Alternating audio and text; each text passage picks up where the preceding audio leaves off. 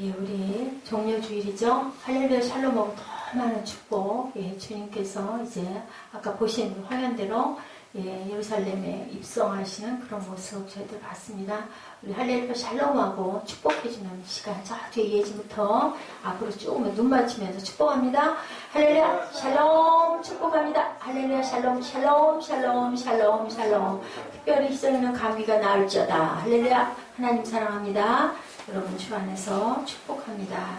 이번에도 사순절 40일을 달려서 오늘 드디어 종려주일, 내일이면 예루살렘 성에 백박의 그 교회가 됐어요. 그 자리가, 예, 그 나귀를 타신 그 자리, 오늘 본문 말씀에 나오는 21장 1절에서 3절 그 내용이 나오죠. 뭐라 그래요? 예, 그 고을, 건너편 고을에 가서 예, 나귀 새끼를 달라고 하라고. 메어져 있을 테니 그냥 가지고 오라고 그래요. 누가 뭐라고 하거든 주가 쓰시겠다 하라 라고 얘기하면 될 것이다. 거기에 깊은 의미가 있습니다. 예, 우리의 몸은 그리스도가 주신 피값으로 우리의 몸을 주셨기 때문에 주님이 쓰시겠다 하면 언제든지 주님께 드려야 된다라는 귀한 의미를 가지고 있는 그러한 저희들. 예, 아까 그 보셨죠? 호산나가 원래 원어로는 호산나가 아니라 호시안나라고 합니다.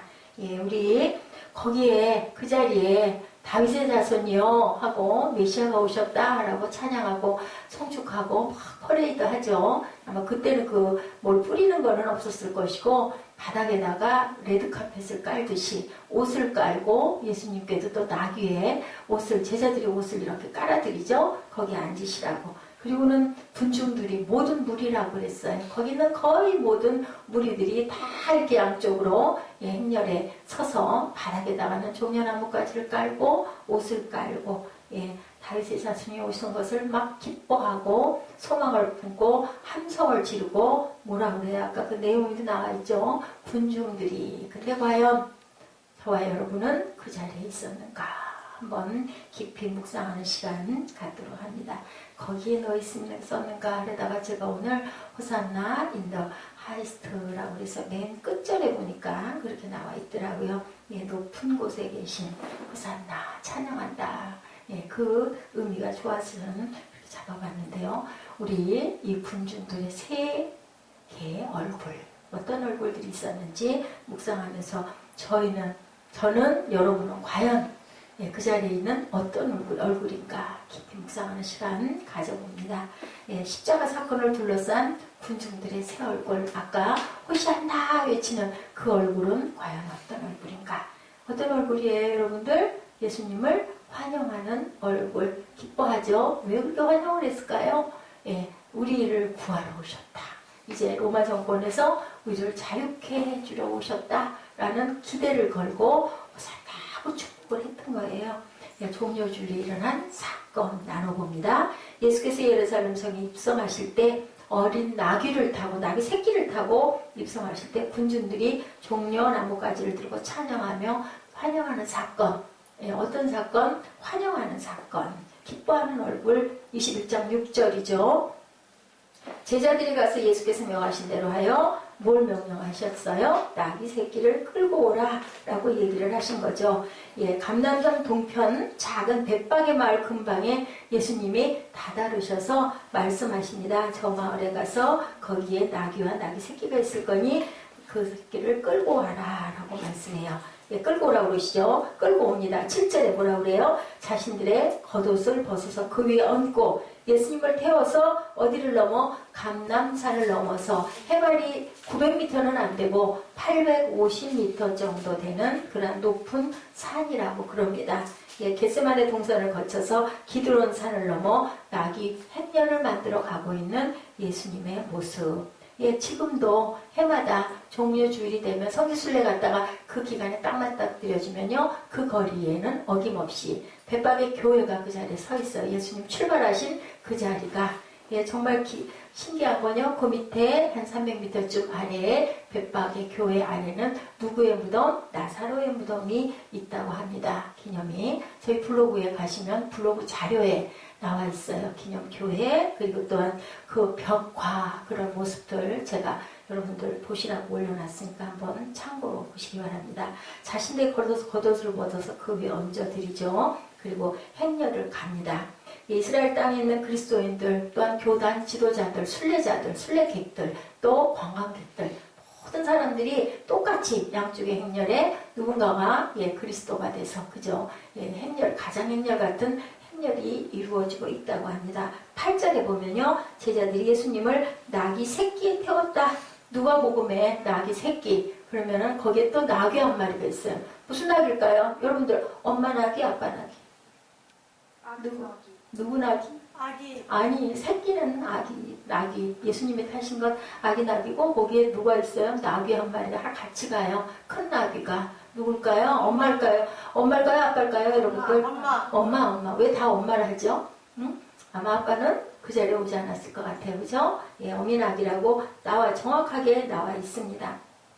누가복음에 나와 있어요. 8절에 21장 8절입니다. 무리의 대다수는 그들의 겉옷을 길에 펴고 다른 이들은 나뭇가지를 베어서 길에다가 깔았어요. 이게 그리스 문화를 나타내고 있죠. 로마 문화 영향입니다. 국가 귀빈에게는 지금도 보면은 빵빠레 올리면서 빨간 카펫 깔잖아요. 그 영향으로 바닥에다가 자기들 옷 아니면 종려나무가 막 흐렸던 것 같아요. 그때 그 나무를 깔고 지금도 그렇게 가장행렬을 한다고 그래요.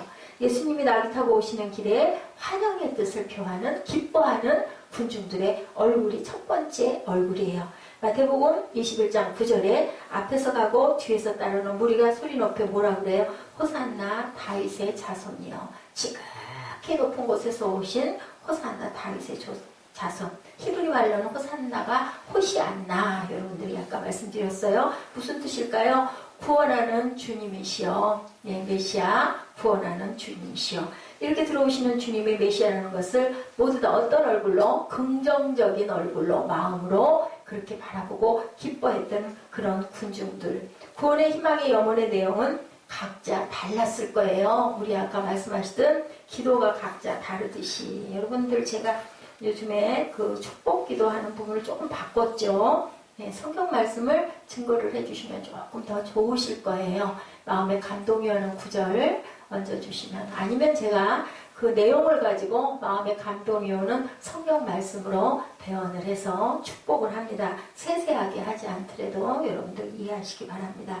어떤 사람은 로마 정치권에서 해방을 원하겠죠. 그게 아마 가장 컸을 것 같아요. 왕이 오실 거다라고 했거든요. 우리의 왕. 그러면 어떻게 느낄까요? 그 왕은 아주 능력도 있고 권세도 있고 힘도 있고 모든 것들을 다 할 수 있는 그러한 사람이 올 거다라고 기대를, 메시아가 올 거다라고 구약에서부터 예언하고 왔어요. 어떤 사람은 나는 이제 좀 편하게 내 인생을 부유하게 왕이 바뀌면 아주 평안한, 아까 얘기했듯이 샬롬의 복을 우리가 다 허락받을 것이다. 우리 이정현 자매 아주 대표 기도를 잘 준비해서 잘 했는데 샬롬의 복을 하나님께서 주실 거다라는 그런 기대를 걸었던 사람도 있을 거예요. 어떤 사람은 이렇게 그 찬양에 막 호산나 호산나 아까 찬양하죠. 그런 노래 속에 자기 마음을 다 담았던 그런 사람들도 있었을 것이다. 예루살렘의 시민들, 군중들은 모두 다 뭐가 된 것처럼 정말로 온전한 크리스찬들이 된 것처럼 그렇게 기뻐하고 그렇게 입술로 고백하고 소리치고 함성 지르고 그죠? 발을 구르면서 어떤 사람들은 막 땅바닥에 부복을 하면서 그런 모든 사람들이 너무너무 기뻐했다.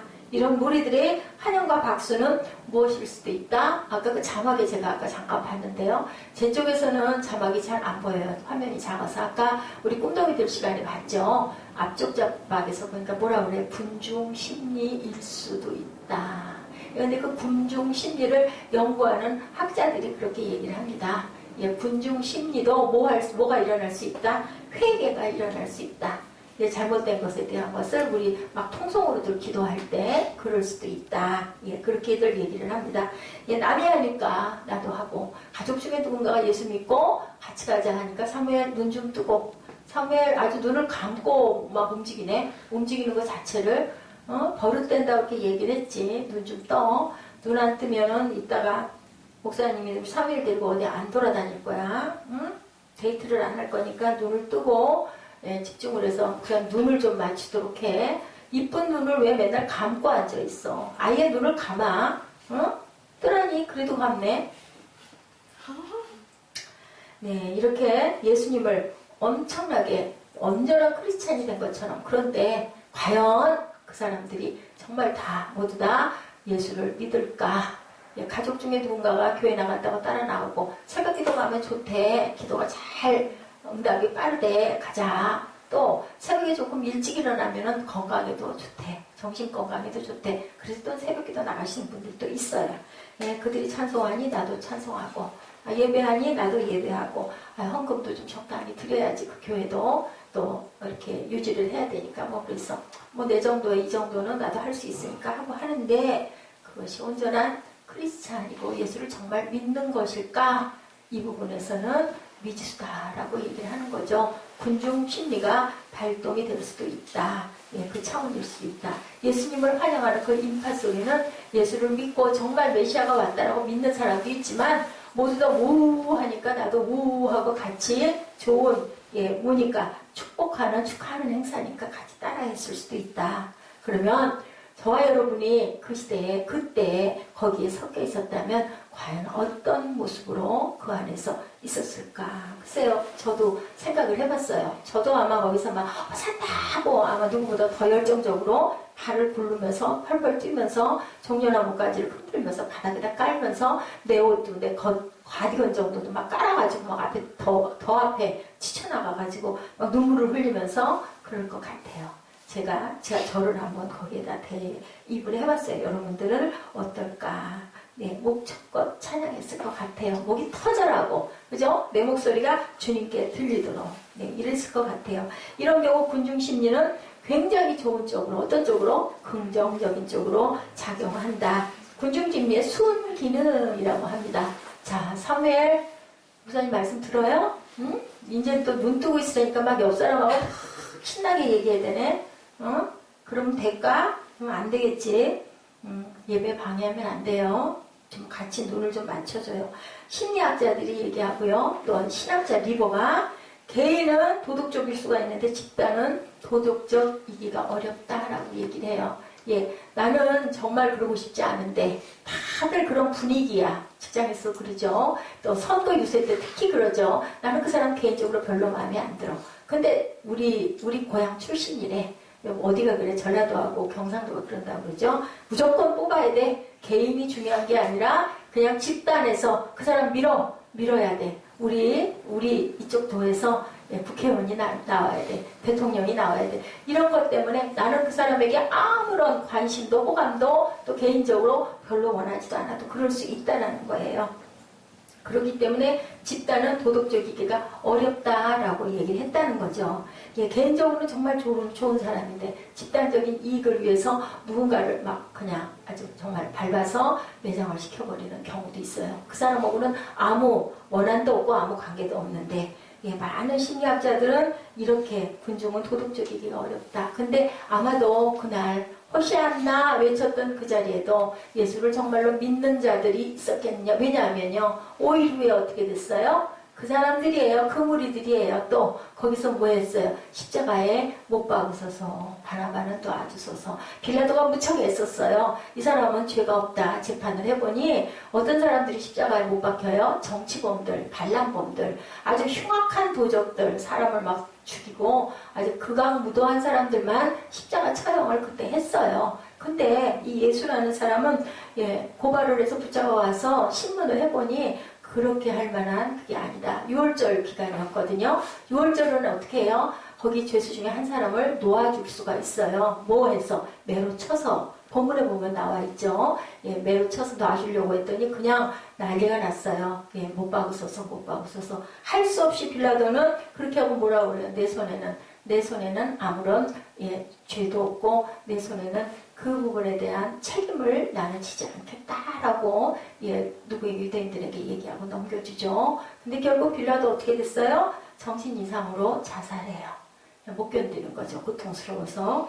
누가복음 23장 13절 말씀 우리 한번 보죠. 뭐라 그래요? 빌라도가 대제사장들과 관리들과 백성들을 불러 모으고, 마태복음이 아니라 누가복음 23장 13절부터 우리 한번 쭉 읽으면서 내용을 한번 짚어보도록 합니다. 네, 찾으신 분들 같이 한번 읽죠. 빌라도가 대제사장들과 관리들과 백성을 불러 모으고 이르되 너희가 이 사람이 백성을 미혹하는 자라여 내게 끌고 왔도다. 보라, 내가 너희 앞에서 신문하였으되 너희가 고발하는 일에 대하여 이 사람에게서는 죄를 찾지 못하였고, 어디에요? 빌라도의 법정입니다. 고발된 예수를 신문하고 나서 그 결과에 대해서 빌라도가 얘기하죠. 아까 얼굴이 잠깐 보였죠? 그 사람이 빌라도로 항상 분장해서 나왔던 사람. 저 어렸을 때도 그 영화 볼 때 그 사람 빌라도로 나왔던 기억이 나요. 15절입니다. 헤롯이 또한 그렇게 하여 그를 우리에게 도로 보내었도다. 보라, 그가 행한 일에는 죽일 일이 없느니라.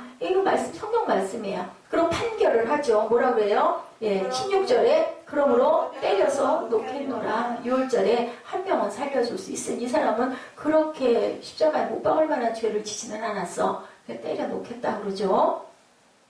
이들은 5일 전에 뭐 했던 사람들? 호시안나 하고 막 찬송하고 외쳤던 그러한 군중들, 대다수가 다 그 사람들이었다라는 거예요. 겉옷을 깔고 종려가지를 흔들며 호시안나를 외치던 그들이 결국은 이제 또 무슨 얼굴이 됐어요? 못 박으소서 하는 엽기적인 얼굴이 돼서, 죽이소서 하는 그러한 얼굴이 돼가지고 서 있는 거죠. 두 번째 얼굴이죠. 19절, 이 바라바는 바라바를 살리라고 그러죠. 성중에서 일어난 밀라과 살인으로 말미암아 옥에 갇힌 자였더라. 그런데 군중들은 다 바라바를 살리소서, 그리고 지저스를 십자가에 못 박아라. 아주 그 굉장히 아주 그냥 그 소리를 박자를 맞춰가며 못 박으소서 하죠. 20절에 빌라도는 예수를 놓고자 하여 다시 그들에게 말하되, 21절에 그들은 소리질러 이르되 그를 십자가에 못 박게 하소서 하는지라. 22절입니다. 빌라도가 세 번째 말하되 이 사람이 무슨 악한 일을 하였느냐, 나는 그에게서 죽일 죄를 찾지 못하였나니 때려서 놓으리라 하니. 23절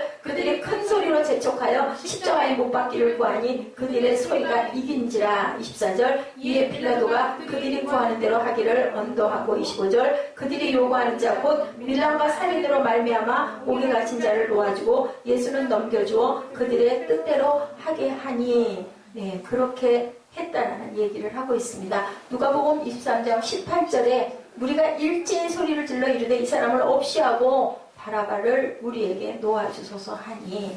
네, 23장 20절이죠. 빌라도는 예수를 놓고자 하여 다시 그들에게 또 말합니다. 그런데도 계속 안 되니 십자가에 못 박아라. 결국은 밀란을 염려를 해서 그들의 기대대로 해주는 사건이 여기에서 일어나 있어요. 마가복음 15장 15절에도 빌라도가 무리에게 만족을 주고자 해요. 무리에게, 군중들에게 만족을, 그 시대는 그랬더라고요. 영화들 많이 보셨죠? 엄지손가락이 왕 이렇게 올리면 살리고, 이렇게 여러분들 보셨어요? 엄지손가락 이렇게 하면 죽여라, 이렇게 하면 살려줘라, 손가락 하나로 끝나는 그런 일. 그러니까 거기에 모여있는 민중들에게 만족을 주고자 해요. 마가복음 15장 15절에 바라바는 놓아주고 예수는 채찍질하고 십자가에 못 박게 넘겨주니라. 그 사건이 며칠 후면 5일 금요일이면 일어나는 그러한, 지금 우리가 그 기점 거기에 놓여 있는 이 주일입니다. 종려 주일입니다. 양심을 줬고 빌라도는 우리에게 만족을 주고자 하여 결국은 너희들이 알아서 해라 넘겨줬는데 이 사람의 생명도 그렇게 해서 잃어버리게 되죠. 그것까지는 아마 몰랐을 건데 여러분들 그 자리에 계셨다면 어땠을까? 여러분들이 만약에 그 자리, 재판하는 그 자리에 있었다면 여러분들은 뭐라고 했을까? 못 박지 마소서 하고 외치고 뛰쳐나갈 자가 있었을까? 저는 어땠을까? 그죠? 저는 어땠을까? 뛰쳐나가서 내가 대신 죽겠습니다 하고 할 용기가 있었을까? 순교할 수 있었을까? 독자적인 이성은 마비되고 군중의 외침 속에 함께 합류하고 5일 전에는 호산나 다윗의 자손이시여 왕이시여 하고 우리를 구원할 구원자이시여 하고 축복하고 축하했던 그 기뻐하던 얼굴이 결국은 어떤 얼굴이 되어 무서운 형상으로 일그러져서 죽이라고 혈기를 돋구고 목청을 높이는 그러한 소리의 모습이 되었다라는 거죠. 예, 히틀러가 하이 히틀러 외칠 때 히틀러를 옆에서 숭상하지 않은 사람도 같이 하이 히틀러 하지 않으면 생명이 위험하니까 그냥 같이 하이 히틀러 한다라는 거죠. 너무나 많았던 일, 군중의 소리 속이 결국은 나는 없는 거예요. 내 개인적인 사고는 있어서는 안 되는 거죠. 이렇게 군중 심리가 무섭다. 십자가에 못 박으셔서 내가 얼마나 참된 모습으로 주님 앞에 서 있는지 그 상황이 됐을 때 나는 과연 어떻게 할 수가 있을까? 군중이 흩어진 후 우리들이 직장이나 가정에 돌아갔을 때 우리는 과연 정말로 주님을 찾을 줄 아는 그러한 크리스찬들인지 예배 시간이니까 예배 드리고 말씀 나쁘지 않으니까 말씀 듣고 아이 뭐 그렇기도 했을 거야 그럴 수도 있지 하고 그냥 그러고 잊어버리고 나는 그냥 일상에 젖어 있고 주님을 생각하지 않고 흘러간다면 과연 우리는 구원받은 자일까? 특별히 종료주일 한 주간 동안 어떻게들 해요? 많은 사람들이 금식을 하죠. 한 끼 금식이라도 금식을 못한다면 조금은 좀 정결하게 주님이 오셔서 십자가에 못 박히신 날을 하루하루 우리가 가고 있구나. 40일은 잊어버렸다 할지라도 이런 마음을 갖고 나는 어떤 모습일까? 예수님을 배반하던 그 무리들의 얼굴 그리고 나서 그 이후에는 어떤 일이 일어날까? 자, 눈을 감으면 저기를 하나 갖고 계세요. 수지침을 하나 사드릴게. 그래가지고 꼭꼭 찌르세요. 눈을 뜨라고. 세 번째 얼굴은 그럼 뭘까? 십자가에 못 박으셔서 하는 죽임의 얼굴이 두 번째 얼굴이었어요. 첫 번째 얼굴은 환호의 얼굴이었어요. 두 번째는 십자가에 못 박아서 다 죽이라고 얘기하는 아주 정말 엽기적인 얼굴, 긍정적인 얼굴이 아니라 부정적인 얼굴. 세 번째 얼굴 어떤 모습이었을까? 이제는 완전히 변신하는 얼굴들이 있습니다. 사도행전 2장 36절에서 41절에 예수님을 향해 회개하고 변신하는 모습. 아까 사순절 그 종료주일 기도를 아주 잘 해줬어요. 우리가 가장 중요한 거 회개가 일어나야 한다. 회개가 일어나는 자리에는 뭐가 있어요? 은혜가 있다라는 거죠. 여러분들 교회가 부흥되게 해주시옵소서 하죠. 여러분들 부흥하면 어떤 의미가 느껴져요? 교회에 성도들이 많이 오는. 왜 올까요? 성도들이 교회에 오는 거는. 그죠? 예배드리러 오는데 왜 그 교회, 썰렁하던 교회에 성도들이 막 몰려올까요? 은혜를 받아서 은혜 받은 성도들이 막 전도하죠. 우리 교회 말씀이 너무 좋으셔. 막 성령의 은혜가 막 일어나. 기적이 일어나. 와봐. 아픈 사람이 막 나아. 치유가 돼. 돈 없고 빈궁한 자들이 그 교회 나가면 막 사업이 잘 된대. 부자가 된대. 뭐 때문에? 이런 간증 때문에 사람들이 찾아오는 건데 그것은 현상이에요. 본질적인 의미는 뭘까요? 부흥의 의미는 과연 뭘까? 우리 한번 생각해 보도록 합니다.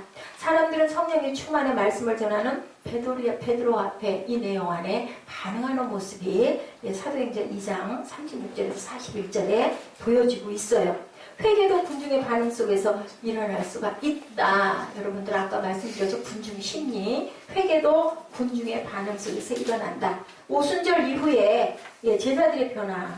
이것도 과연 군중 심리일까? 인 거죠. 지금 군중 심리에 대한 연구를 하는 학자들이 이 얘기를 하고 있는 거예요. 호산나 다윗의 자손이 할 때도 군중 심리, 못 박으셔서 할 때도 군중 심리. 그러면 사도행전에 2장에 나타나는 그 사건도 모여 있었잖아요. 마가의 다락방에 모여서 열흘 동안 저녁 기도에 힘쓰더라 했어요. 많은 제자들하고 들어갈 수 있는 만큼 원하는 사람들이 그곳에서 그곳을 떠나지 말고 너희들은 예루살렘 떠나지 말고 기도해라.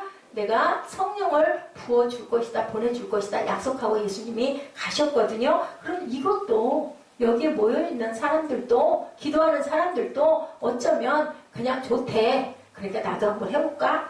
했을 수도 있겠느냐 이건 거죠. 사람이 변하는 것 여러분들 군중심리로 가능할까요? 어떨 것 같으세요? 사람이 변하는 것 군중심리로 가능할까요? 그럴까요? 자, 2장의 사람들을 변화는 과연 어디서 왔을까? 그것은 아니다인 거예요. 학자들의 얘기가. 군중 심리로 사람이 변할 수는 없다는 거죠. 그 순간은 막 열이 나가지고 그럴 것 같기도 하고 나도 그렇게 해야 되겠으니까 하지만 결국 그게 끝나고 나면 그냥 원래대로 본래대로 돌아가는 거지 사람 자체가 변하거나 내가 목숨까지 내놓을래요 하고 쫓아갈 사람은 없다. 그러면 그 이장 사건이 과연 뭐냐? 성령이 임재를 하셨다라고 볼 수가 없다. 그건 기적 같은 사실이다라고 얘기를 하는 거죠. 각자의 마음속에 뭐가 일어나요? 깊은 회개를 일으켰다. 그걸로 인하여 베드로가 막 난리를 치죠. 이렇게 우리가 죄가 많다. 우리 죄를 돌아보자 했을 때 막 일어나서 울고 떨고 펄펄 뛰고 그러자 그만 누구처럼 혀가 말리는 역사가 일어나고 그 사람들은 거기 사람들이 아닌데 뭐 각 나라 방언으로 막 얘기를 하면 여러 나라 사람들이 모여있다. 오? 저 사람 우리나라 말하네? 오? 이 사람은 우리나라 말하네? 그 사람들 근데 어디 사는 사람들이야? 아닌데 말을 할 줄 아는 사람들이 아닌데 인 것처럼 각자의 나라의 말로 막 얘기를 하는 사건이 일어난 것이 사도행전 2장에 나타나 있는 사건이라는 거죠. 자, 어떻게 해요? 예수님이 승천하시면서 내가 가면 너희에게 유익이라고 말씀하신 거 9절 여러분들 기억하시죠?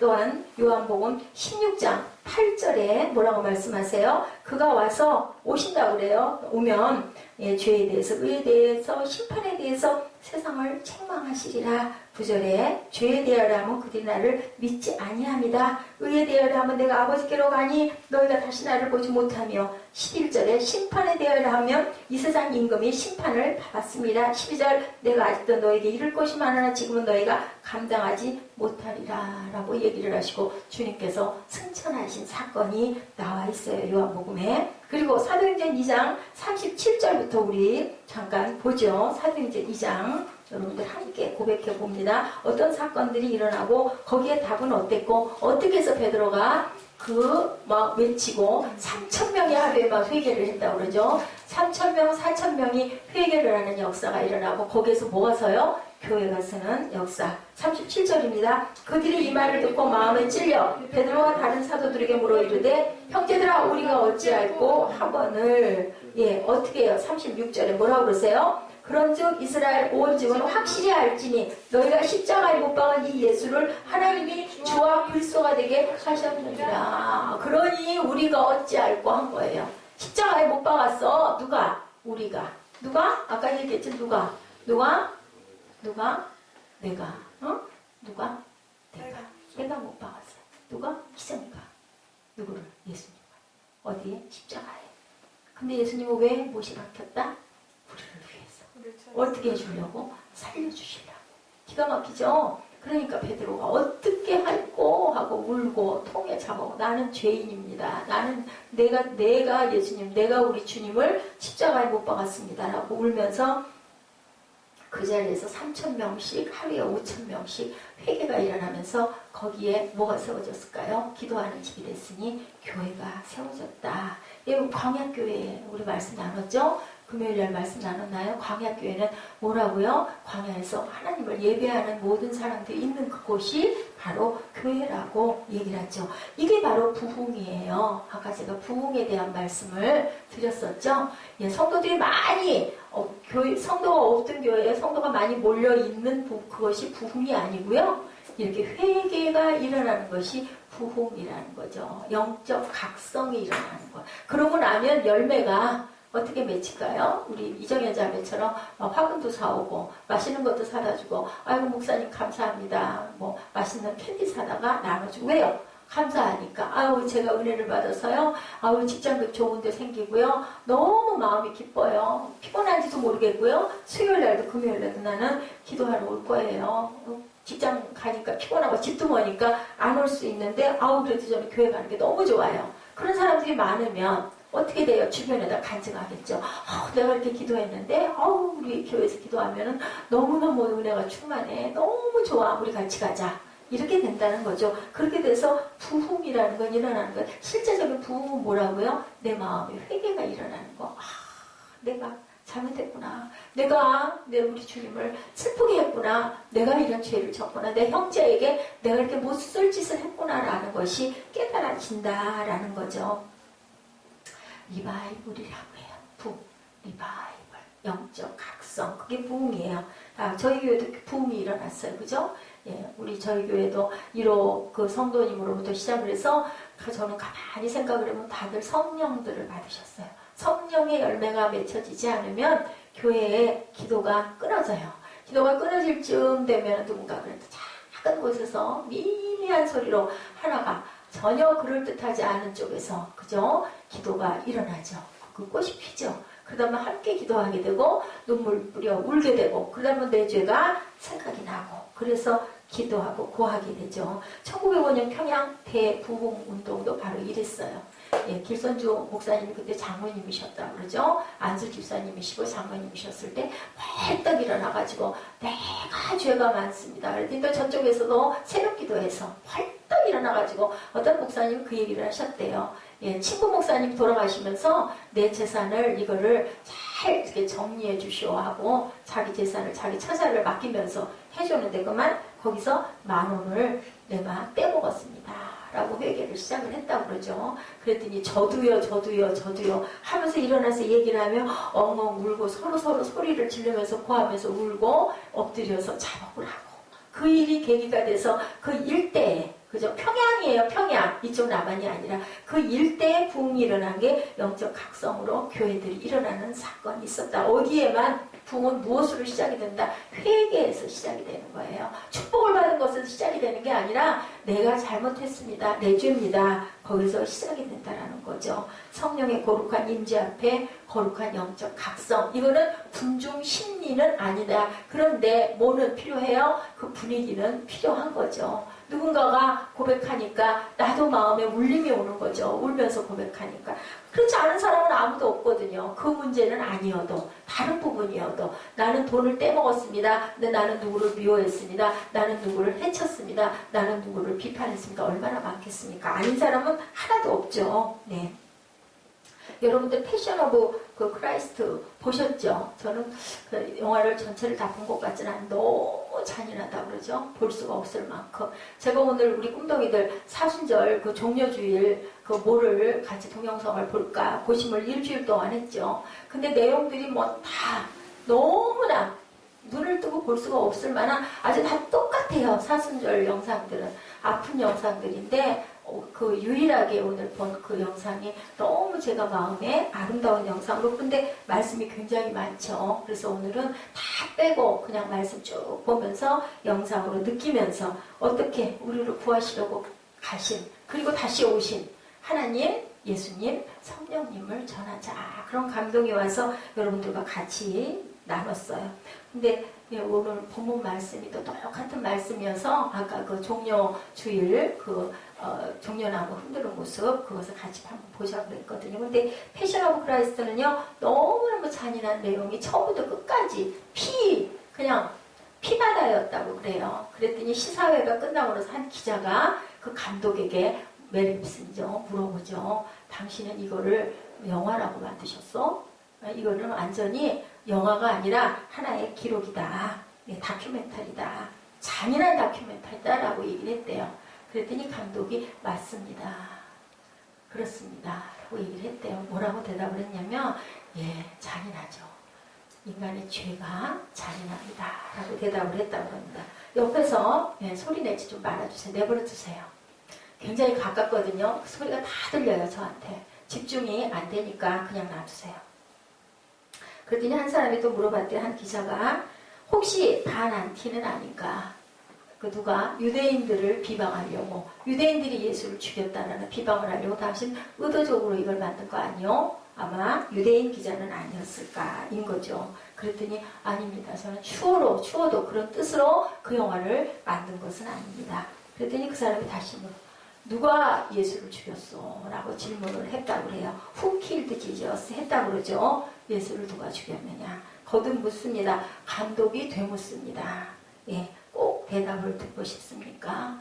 듣고 싶다. 대답해봐 당신은 어떻게 생각하냐?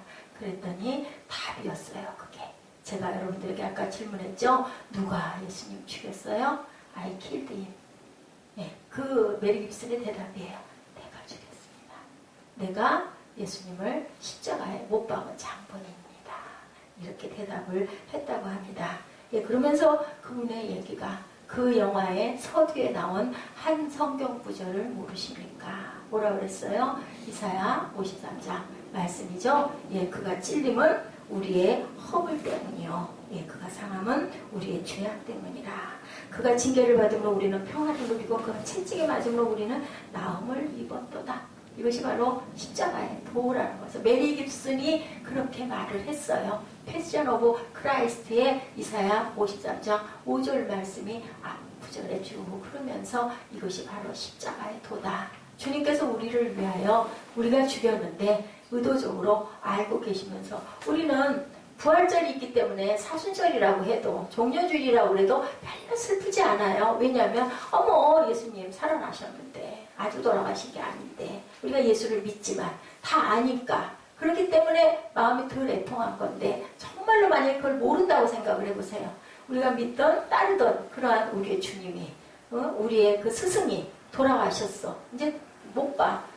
딱 끝이야. 그렇게 생각하면 얼마나 가슴이 아프겠습니까? 세상에 살다가는 우리 가족이 내 어머니가 내 아버지가 내 자녀가 정말 딱 죽으면 그걸 알면 얼마나 애통하고 미래 얼마나 겁이 날까요? 그죠? 근데 내용을 다 알기 때문에 우리가 아이 뭐 살 건데 예, 메리 깁슨의 말이 그 주님께서 매달리신 것은 우리의 허물과 우리의 죄악을 다 씻어주시려고 채찍을 맞아서 우리를 낫게 했다. 그리고 우리에게는 무엇을 주셨다? 샬롬을 주셨다. 우리 일부 예배에 있었던 내용이 그대로 본문에 녹아있죠. 예, 우리가 울어야 할 주간이에요. 이번 한 주간 동안은. 네, 금식은 못하더라도 마음으로 정말 믿으시는 분들 어떤 사람들 선택된 자들 그죠? 아까 우리 사무엘에게 제가 질문을 했던 것 같은데요. 우린 다 누구예요? 선택된 자들이 택함받은 자들. 어떻게 해요? 청함받은 자들은 굉장히 많은데 택함받은 자는 적다 그래요. 언제? 마지막 때. 성경에 나와 있죠. 성령의 역사가 가능하기 위해서 성령이 역사하신 그 자리를 여러분들과 제가 깊이 묵상해야 되는데 여러분들은 과연 어느 자리에 서 계십니까? 오순절 성령의 역사가 가능하게 한 자리 사도행전 1장 성령의 임재를 기도하고 10일 동안 엎드린 사건 우리 한번 볼까요? 사도행전 1장 14절에 뭐라고 얘기하고 있던가요? 한번 읽어주시겠어요? 사도행전 1장 14절 시작 여자들과 예수의 어머니 마리아와 예수의 아우 누가 더불어 마음을 같이하여 오로지 기도에 쓰더라. 다 마가의 다락방에 모여가지고 거의 한 열흘 동안을 계속해서 기도했다고 그래요. 그래서 성령 사건이 일어나죠. 2장에 불의 혀 같은 성령이 임하는 사건이 일어납니다. 부흥은 교회에 성도가 많아지는 현상이 아니고 어떤 거라고요? 우리가 회개의 영이 임하는 거예요. 누가 알려주셔서? 성령께서 알게 하셔서 회개하고 자복하고 통회하고 그러면서 그만 내 마음이 뜨거워지고 그러면서 눈물이 쏟아지고 그러면서 감사하고 왜냐하면 나 같은 죄인 살리신 그 찬양 아시죠? 예, 그 찬양도 그 회개의 고백이었다고 우리가 얘기하죠. 이런 것처럼 회개는 그렇게 일어나는 거고 그것이 바로 영적 각성이고 교회의 부흥이라는 거. 그곳에서 교회가 탄생한다는 거죠. 어떤 목사님 얘기 미디어 금식을 즐기고 있다. 여러분들 미디어 금식이 뭘까요? 미디어 금식 모든 인터넷의 모든 것들 목까지도 핸드폰까지도 모든 것들을 다 끊고 성경만 묵상하고 조용하게 있으니 너무너무 은혜스럽다라는 얘기. 우리가 중독되기가 너무 쉬워요. 요즘에는 중독 현상이 일어나는 것들이 너무 많죠.